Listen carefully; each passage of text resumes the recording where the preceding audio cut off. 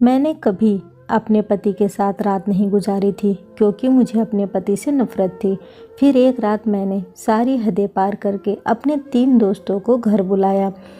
फिर नशे की हालत में तीनों दोस्तों ने मिलकर मेरे साथ, ज़रूरी नहीं कि इंतज़ार सिर्फ अपनी पसंदीदा चीज़ों का ही किया जाए, कभी कभी हमें उन चीज़ों का भी इंतज़ार करना पड़ता है जिनसे हमें नफ़रत होती है। इसलिए मैं भी आज दुल्हन बने बैठी अपने सबसे नापसंद इंसान का इंतज़ार कर रही थी। वो नापसंदीदा इंसान कोई और नहीं बल्कि मेरा पति था, जिससे अभी थोड़ी देर पहले मेरा विवाह हुआ था। मेरा आलीशान कमरा खूबसूरती से सजाया हुआ था, लेकिन काश कमरे की तरह मेरा हमसफ़र भी खूबसूरत होता, लेकिन ऐसा नहीं था। मैंने अपना कपड़ा भी नहीं बदला था, ना ही जेवरात से खुद को आज़ाद किया था। दिल तो चाह रहा था कि इस इंसान के दिए हुए जेवरात को नोचकर फेंक दूं, उसका दिया हुआ कपड़ा भी फाड़ फाड़ कर अपने शरीर से जुदा कर दूं।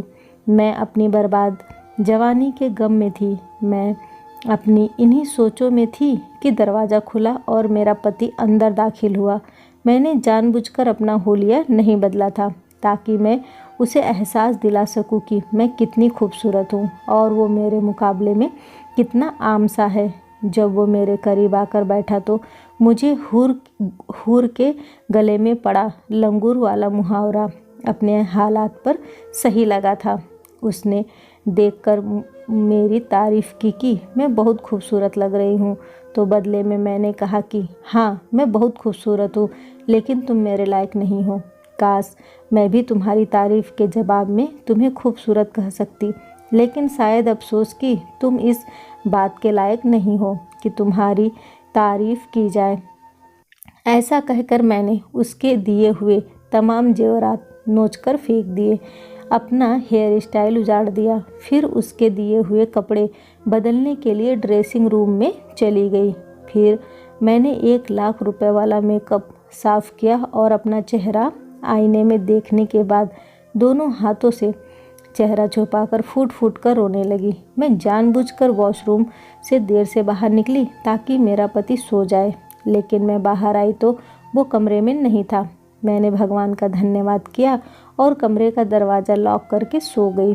मैंने सोचा था कि मुझे बहुत हंगामा करना पड़ेगा और अपने पति से बहुत बुरे तरीके से पेश आना पड़ेगा ताकि वह मेरे पास न आए, लेकिन मुझे ऐसा कुछ भी नहीं करने की ज़रूरत पड़ी थी। वो खुद ही खामोशी से एक तरफ हो गया। उसने मेरे मामले में किसी किस्म की ज़बरदस्ती नहीं किया था। मैं बहुत ज़्यादा खूबसूरत थी, लेकिन मैं एक मिडिल क्लास घराने से थी, और जब मेरे लिए एक बहुत ही अमीर औरत ने अपने बेटे का रिश्ता लेकर आई तो सबने अच्छा समझकर उसे कबूल कर लिया। जब मैंने लड़के की शक्ल देखी तो वह मुझे एक आग भी नहीं भाया था। उसके पास पैसे के अलावा कुछ भी नहीं था। वह बहुत बदसूरत था। मैंने बहुत हंगामा किया, लेकिन घर वालों ने मेरी एक भी ना सुनी, क्योंकि वो सब पैसे के मारे हुए थे और उन्हें इस अमीर घराने की सूरत में अपना भविष्य बेहतर महसूस हो रहा था। और मेरी सास को अपने बेटे के लिए चांद सी दुल्हन चाहिए थी, और मेरी खूबसूरती देखकर वो मुझे अपनी बहू बनाने के लिए मचल उठी थी।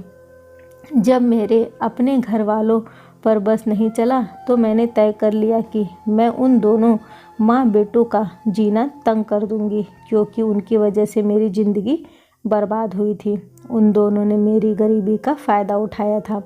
अपनी दौलत की नुमाइश करते हुए मुझे खरीद लिया था। मेरे जज्बात और मेरे एहसास की किसी को कोई फिक्र नहीं थी। मेरी सास ने मेरे मायके वालों को बहुत सारे पैसे दे दिए थे और मैंने अपने मायके वालों से हर किस्म का रिश्ता ख़त्म कर दिया था और उनसे कहा था कि आगे ज़िंदगी में उनकी शक्ल भी देखना पसंद नहीं करूँगी, क्योंकि उनकी वजह से मेरी ज़िंदगी बर्बाद हो गई है। मैं जितनी खूबसूरत थी, मुझे पैसे की नहीं, अच्छी शक्ल सूरत की ज़रूरत थी। पैसा तो कोई भी कमा सकता है, लेकिन अच्छी शक्ल सूरत हर किसी के पास नहीं होती। इस ज़बरदस्ती शादी के बाद मैं बदमाशी पर उतर आई थी। मैंने फैसला कर लिया था कि मैं इस घर में घर को तहस नहस कर दूंगी। इस घर के मालिकिन का सुकून खराब कर दूंगी। यह घर देखने में बहुत खूबसूरत और आलीशान था, लेकिन जितना बड़ा ये घर था उतने ही मुझे उसके अंदर रहने में घुटन महसूस हो रही थी। सच कहते हैं, इंसान का जहाँ दिल न लगे वहाँ कितना ही सुकून क्यों ना हो, कोई फ़ायदा ही नहीं होता। इस घर में नौकर चाकर थे, जिंदगी की हर सुख सुविधाएं मौजूद थी, लेकिन वो नहीं था जिसकी मुझे ज़रूरत थी। मेरी माँ ने मुझे कहा था कि मर्द की शक्ल कौन देखता है। मैंने कहा कि मुझ जैसी खूबसूरत पत्नी तो ज़रूर पति की शक्ल देखती है। सुबह शाम दिन रात मर्द की शक्ल देखती है। अगर वही पसंद की ना हो तो फिर पत्नी किधर जाए। मैंने अपनी माँ से कहा था कि चंद दिन की बात नहीं है, किसी को बर्दाश्त करना ये उम्र भर की बात है। एक चेहरा सारी ज़िंदगी देखना पड़ता है, और अगर वही चेहरा पसंद ना हो तो फिर लड़की क्या करे। शादी के दूसरे रोज़ मेरी सास की सहेलियां मुझे देखने के लिए आई, तो मैंने उनके सामने खूब हंगामा किया, जिसकी वजह से मेरी सास को बहुत ही शर्मिंदगी का सामना करना पड़ा। मैंने सोचा इस हंगामे के बाद तो मेरी सास किसी को घर बुलाना छोड़ देगी। अब ये दोबारा किसी को घर नहीं बुलाएगी। और वैसा ही हुआ। सास ने दोबारा किसी को घर नहीं बुलाया। सास की हालत देखकर मुझे कुछ सुकून मिला था। जो लोग मुझे बर्बाद किए थे उन्हें परेशान करके मुझे सुकून ही तो मिलना था। लेकिन बात यही ख़त्म नहीं हुई थी। मैं हर दिन कोई ना कोई ऐसा बहाना ढूंढती थी जिसकी वजह से मेरी सास और मेरे पति को परेशानी और शर्मिंदगी उठानी पड़े। मुझे देखकर वो दोनों बिल्कुल खामोश हो जाते थे, मुझे कुछ भी नहीं कहते थे।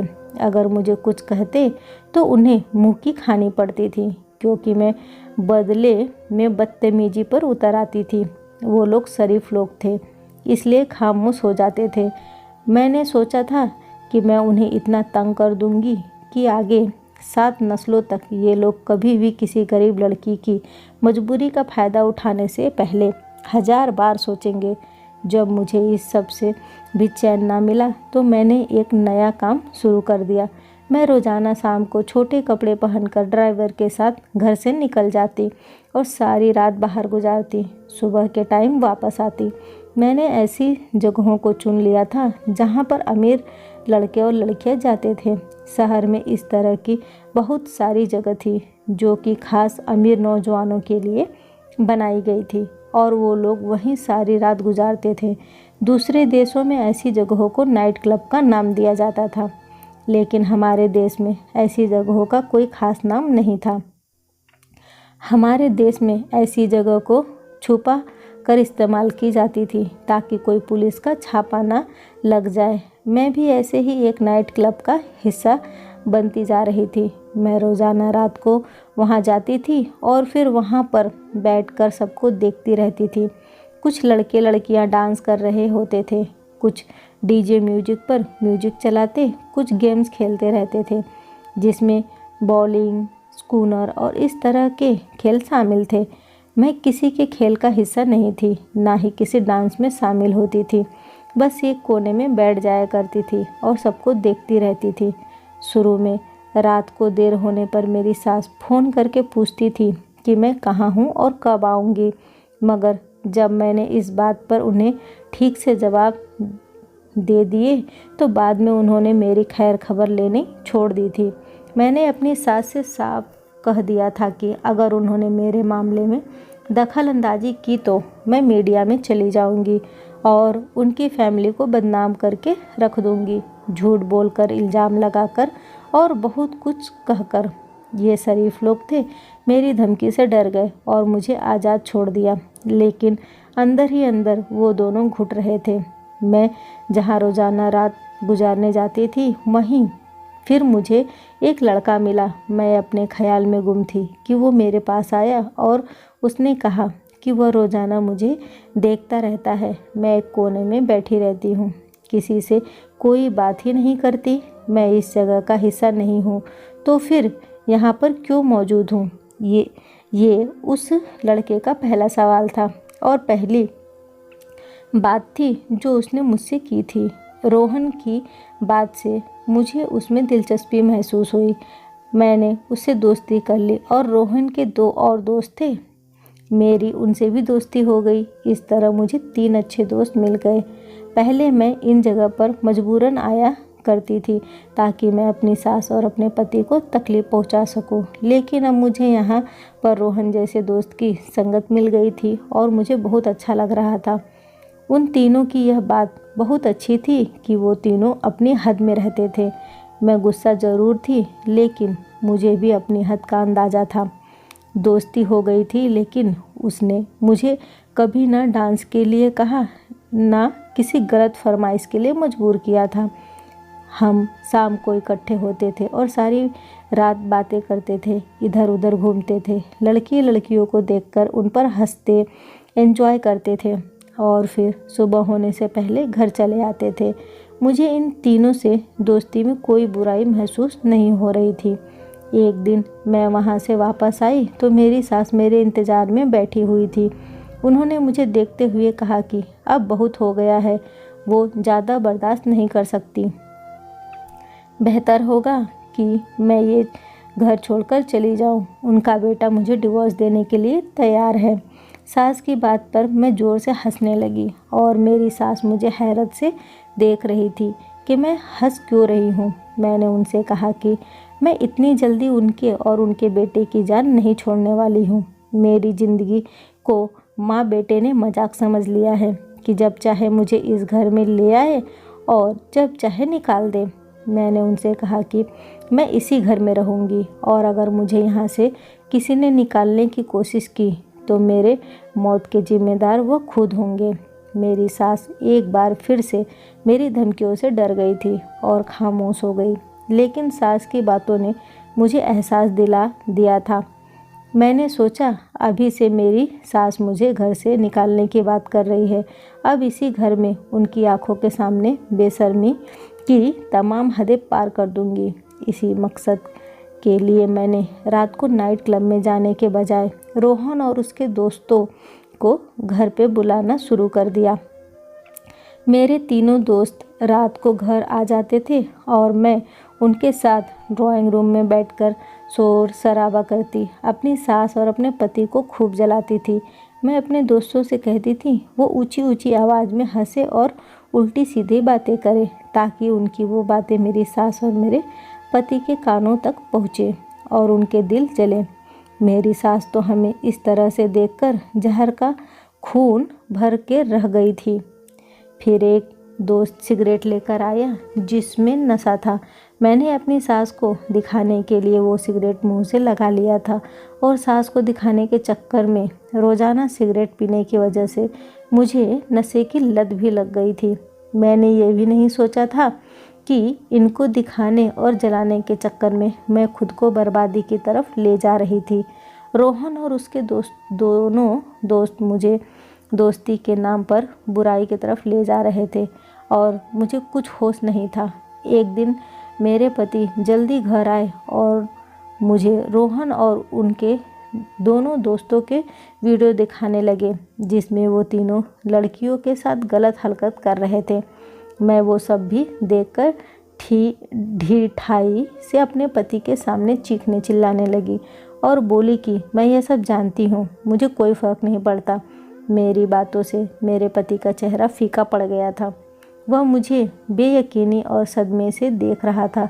उसकी आंखों में नमी चमक रही थी, मगर मुझे तब भी उसका कोई एहसास नहीं हुआ। उल्टा मैंने उसे बुरा भला कहना शुरू कर दिया और बोली उसकी नसीब में खूबसूरत लड़की नहीं है तो वो दूसरे लड़कों के नसीब से जलने लगा है। रोहन और उसके दोस्त खूबसूरत लड़के थे, इसलिए उन लड़कियों के काबिल भी थे। मेरे बात पर मेरा पति बिल्कुल खामोश हो गया और पहले कभी जो मुझे समझाने की कोशिश करता था वो भी छोड़ दिया। मेरी सास गुमसुम सी अपने कमरे में बंद रहने लगी थी। मेरा पति सारा दिन घर से बाहर गुजारने लगा। इस सब से सबक लेने और शर्मिंदा होने के बजाय मैं बदतमीजी पर उतर आई और पूरे घर में किसी मालकिन की तरह घूम रही थी। अपने दोस्तों को भी बुलाकर अब मैं अक्सर किसी न किसी कमरे में ले जाती और खाते पीते मूवी देखते रहती। मेरी इस अय्याशी और बदचलनी की वजह से मेरी सास को एक दिन दिल का दौरा पड़ गया और मैं जो घर पर थी अपनी सास को हॉस्पिटल ले जाने के बजाय सुकून से अपने कमरे में जाकर बंद होकर सो गई। मेरी सास की एक नौकरानी थी, उन्होंने मेरी सास को संभाला और मेरे कमरे का दरवाज़ा बजाकर मेरी सास को हॉस्पिटल ले जाने को कहने लगी। मुझे इस नौकरानी से बहुत उलझन थी क्योंकि वो पढ़ी लिखी लड़की थी जो हालात की सताई हुई इस घर में नौकर बनकर रह गई थी। वो लड़की सांवली थी मगर बहुत ही तेज़ थी और पहले दिन से मैं उसे इस घर में अपनी सास के साथ देख रही थी। वो हर मामले में बढ़ चढ़कर हिस्सा लेती थी और फिर उसका यूँ मेरे कमरे का दरवाज़ा बजाकर मेरा सर खाना मुझे गुस्सा आ गया था। मैंने कमरे से निकलकर उसे नफ़रत से धक्का दिया और गुस्से से कह दिया कि अगर उसे इतनी परवाह है तो खुद अपनी मालकिन को हॉस्पिटल ले जाए। मेरी बातों पर वो लड़की हैरान रह गई और वहाँ से चली गई।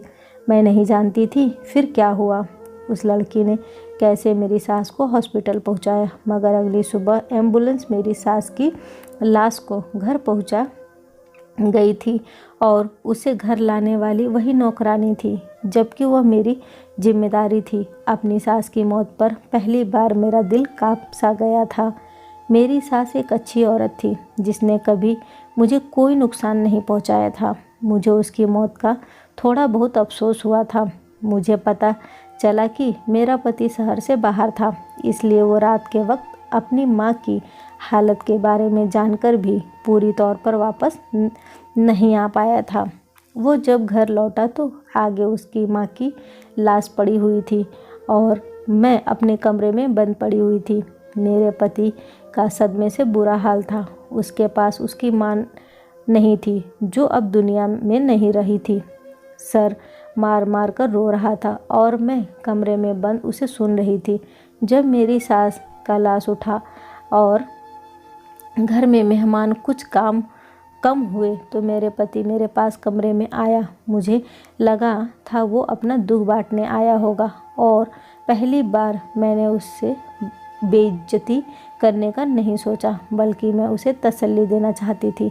मगर अब बहुत देर हो चुकी थी। वो मेरा बाजू पकड़कर मुझे कमरे से बाहर खींच कर ले गया और बोला कि मैं उसके घर से चली जाऊं, वो मुझे डिवोर्स भेज देगा। मैं अपनी आदत के मुताबिक गुस्से में आ गई और उसे धमकाने लगी कि वो मुझसे ऐसे नहीं निकाल सकता, मैं उसे सब लोगों में बदनाम कर दूंगी। मेरी धमकी पर उसने जो मुझे कहा वो सुनकर मेरे होश उड़ गए। वो बोला, क्योंकि मेरी धमकियों से कोई फ़र्क नहीं पड़ता, सब लोग जानते हैं मैं बदकिरदार लड़की हूँ और लोग कई बार उसे ऐसी बदकिरदार पत्नी को डिवोर्स देने की राय दे चुके थे। मगर उसकी माँ एक अच्छी औरत थी, उसने अपने बेटे को डिवोर्स देने से रोका था और हर बार कोशिश करती रही कि मुझे समझा सके। मैं घमंड में थी कि वो लोग मेरी धमकियों से डरकर खामोश रहते हैं और मुझे कुछ कह नहीं पाते। आज वो भ्रम भी टूट गया था। मुझे आज पता चला था कि मुझे सिर्फ मोहलत मिल रही थी, मगर मैं अपनी जिद और ढिठाई की वजह से बहुत आगे बढ़ती चली गई थी। मैं अब सच्चाई जानकर थोड़ी घबरा गई थी और अपने पति को दबाने के लिए उसे एहसास दिलाने की कोशिश करने लगी कि वो अपनी माँ की लाई हुई लड़की को यूँ घर से निकालकर अपनी माँ की आत्मा को तकलीफ़ देगा। मेरी कोशिश थी कि वो किसी तरह मुझे एक बार मौका दे दे, क्योंकि मैं अब पैसों के बगैर नहीं रह सकती थी और अपने घर वालों से मैं बहुत पहले ही इस तरह चीख कर उन सबको जलील करके सारे रिश्ते ख़त्म कर चुकी थी। मेरी बात पर मेरे पति ने नफ़रत से मुझे देखा और कहा कि मेरी माँ तुझ जैसी लड़की को लाकर खुद भी पछतावे में थी, इसलिए उसकी आत्मा कभी बेचैन नहीं होगी। फिर उसने मुझे बताया कि कैसे उसकी माँ की तबीयत खराब होने पर उसकी नौकरानी ने उसे कॉल की थी। तब उसने ही नौकरानी से कहा था कि वो कॉल पर मुझसे बात कराए ताकि वो मुझसे कह सके कि मैं उसकी माँ को अस्पताल ले जाऊं। मगर जब नौकरानी ने मेरा दरवाज़ा बजाया तो मैं उल्टा चीखने लगी और उसे कह दिया कि वो खुद ले जाए। तभी मेरा पति दूसरे तरफ फ़ोन पर मौजूद था और उसने सब सुन लिया था। वो बोला कि उसने तभी सोच लिया था कि अब उसकी माँ चाहे जितने भी वास्ते दे, वो मुझ जैसी लड़की से रिश्ता नहीं रखेगा। लेकिन उसकी नौबत ही नहीं आई और उसकी माँ तड़प तड़प कर दुनिया से चली गई। वो पहली बार मुझसे नफ़रत से देख रहा था और बोला कि उसे कभी भी खूबसूरती की चाहत नहीं थी, वो हमेशा से सिर्फ अच्छी लड़की चाहता था। मगर उसकी माँ की इस ख्वाहिश ने उन दोनों माँ बेटों को जलील करवा दिया था। मैं सच जानकर खामोश रह गई थी। मेरा पति मेरी खूबसूरती से कभी खुश नहीं था। वो सिर्फ मुझे पत्नी की हैसियत से इज्जत देता रहा और मैं समझती रही कि वह मेरी खूबसूरती का दीवाना है। मेरी सुने बिना मेरे पति ने उसी वक्त मुझे वहीं डिवोर्स दे दिया। साथ ही उसने मुझे डिवोर्स के कागजात तैयार करवाने तक मुझे गेस्ट हाउस में रहने को कहा। मुझे उस वक्त भी महसूस नहीं हुआ और अब भी मैं अपनी गलती मानने को तैयार नहीं थी। मैंने उसे जताने के लिए मुझे उसकी परवाह नहीं है अपने तीनों दोस्तों को घर बुलाया और उनके साथ हल्ला गुल्ला करते हुए बेशर्मी की हद पार कर दी। मेरा पति उस रात घर से चला गया था और मैं भी अब काम ख़त्म कर चुकी थी। मैंने उन लड़कों के साथ नशा की और जब उन्होंने मुझे होश हवास से बेगाना देखा तो पहली बार अपना असल रूप मेरे सामने ले आए और वह सब मिलकर मेरे साथ जाती करने लगे। मैं चीखती चिल्लाती मदद मांगती रही मगर मेरी सुनने वाला वहाँ पे कोई नहीं था। अगले दिन वो लड़के मुझे मुर्दा हालत में वहीं छोड़कर चले गए और मेरे पति ने आकर मुझे डिवोर्स के कागजात पकड़ा दिए। मैं डिवोर्स के कागज़ लेकर भी उस हालत में नहीं थी कि वहाँ से कहीं जा सकती। मैं अपनी किस्मत पर रो रही थी। अपनी इज्जत गंवाकर मुझे एहसास हुआ था कि क्लब में नशा करने वाले लड़के कभी दोस्त नहीं हुआ करते, जबकि उनकी असलियत तो मेरा पति बहुत पहले ही मुझे बता चुका था। मगर मैं जिद में अंधी हो गई थी और अपनी इज्जत को खुद उन लड़कों के हवाले कर बैठी थी। पूरा 1 हफ्ता मैं वहाँ बेबस पड़ी रही और नौकरानी मेरे आगे खाना फेंक कर चली जाती थी। जब कुछ संभल कर मैं बाहर निकली तो सामने मेरे पति के साथ बहुत ही खूबसूरत लड़की खड़ी हुई थी। वो मुझे देखकर ठिठक गई तो मेरा पति ने उसे बताया कि यह मेरी पहली पत्नी है जिसे मैंने डिवोर्स दे दी है और अब इसका मेरे घर पर कोई हक नहीं है। फिर वो मेरी तरफ पलटा और बोला कि अब मैं संभल चुकी हूँ तो अपना गंदा शरीर लेकर इस घर से चली जाऊँ, क्योंकि उसकी पत्नी को मेरा शरीर यहाँ बर्दाश्त नहीं होगा। मैंने उस लड़की को देखा तो हैरान रह गया। वो मुझसे भी ज़्यादा खूबसूरत लड़की थी मगर वो उस बदसूरत मर्द के पहलू में सुकून से खड़ी मुस्करा रही थी। उसके चेहरे पर गुलाब बिखरा हुआ था और वही नौकरानी अपनी नई मालकिन के आगे पीछे घूम रही थी। फैमिली पूरी थी और मेरी वहाँ कोई जगह नहीं थी। इस फैमिली का हिस्सा मैं भी तो हो सकती थी मगर मैंने अपने घमंड में सब कुछ गंवा दिया। अब मैं एक पागल खाने में रहती हूँ क्योंकि मेरे साथ हुए हादसे ने मुझे दिमागी मरीज बना दिया है। मैं कभी बिल्कुल ठीक होती हूँ और कभी अचानक चीखने चिल्लाने लगती हूँ। मेरे अंदर डर सा ठहर चुका है कि अब मैं पाप का हिस्सा बन चुकी हूँ। भगवान ने मुझे इज्जत की ज़िंदगी दी थी लेकिन मैंने खुद अपने लिए जिल्लत बना लिया था। रोहन और उसके दोस्त बहुत खूबसूरत थे लेकिन उन खूबसूरत चेहरों का भयानक रूप मैंने जब देखा तो मुझे खूबसूरत चेहरों से नफ़रत हो चुकी थी।